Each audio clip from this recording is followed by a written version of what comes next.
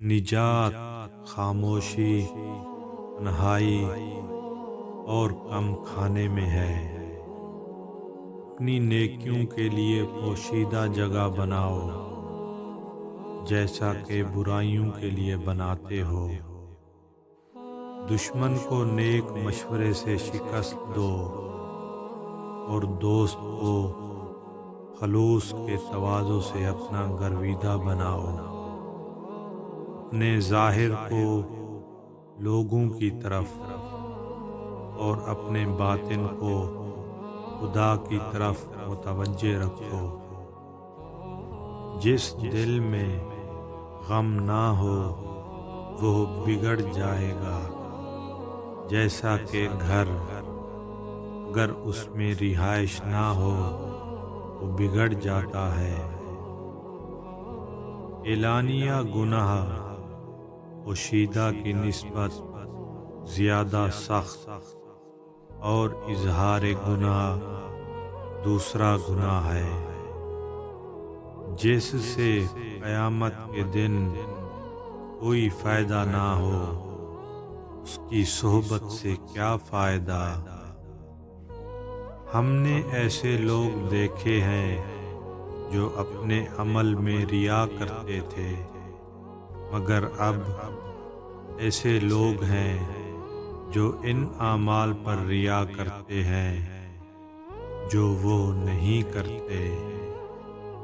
بہت سے لوگ غسل کے بعد پاک ہو جاتے ہیں، لیکن بہت سے بد باطن حج و زیارت کے بعد نجس لوٹتے ہیں۔ حلال رزق فضول خرچیوں کا متحمل نہیں ہو سکتا، کیونکہ وہ کم ہوتا ہے۔ یہ خواہش رکھنا کہ لوگ مجھے بہتر سمجھیں محض حب دنیا کا مظہر ہے۔ عاقل وہ نہیں جو خیر اور شر کو پہچانے، بلکہ عاقل وہ ہے جو خیر پر عمل کرے اور شر سے اجتناب کرے۔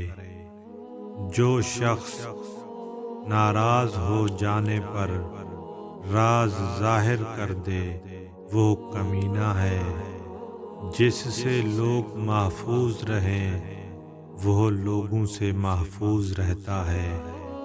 اس کا کیا حال ہوگا جس کی عمر گھٹ رہی ہو اور گناہ بڑھ رہے ہوں۔ جب دنیا کسی انسان کے پاس آتی ہے وہ اسے غیروں کی خوبیاں دے دیتی ہے، اور جب اس سے منہ پھیر لیتی ہے تو اس کی ذاتی خوبیاں بھی اس سے چھین لیتی ہے۔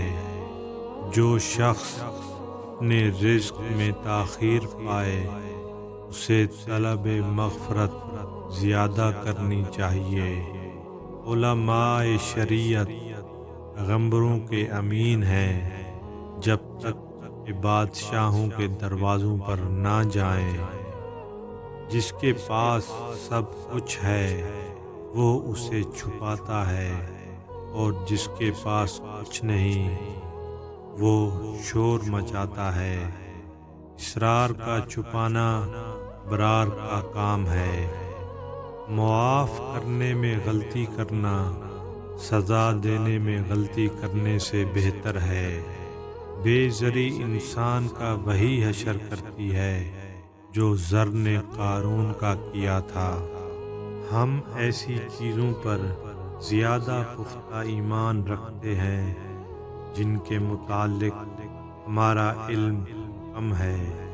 عمل صالح وہ ہے جس میں 4 چیزیں ہوں: علم، نیت، صبر اور اخلاص۔ نیکی 3 خصلتوں کے بغیر مکمل نہیں ہوتی۔ نیکی کرنے میں جلدی کرے، اسے حقیر سمجھے اور پوشیدہ رکھے۔ جب تم نے نیکی کرنے میں جلدی کی تو اسے خوشگوار بنایا، جب اسے حقیر سمجھا اس کی قدر کو بڑھایا، اور جب سے پوشیدہ رکھا تو اسے مکمل کر دیا۔ جو ہمیں اللہ کے نام سے دھوکہ دیتا ہے، ہم اس کے دھوکہ میں آنے کے لیے تیار ہیں۔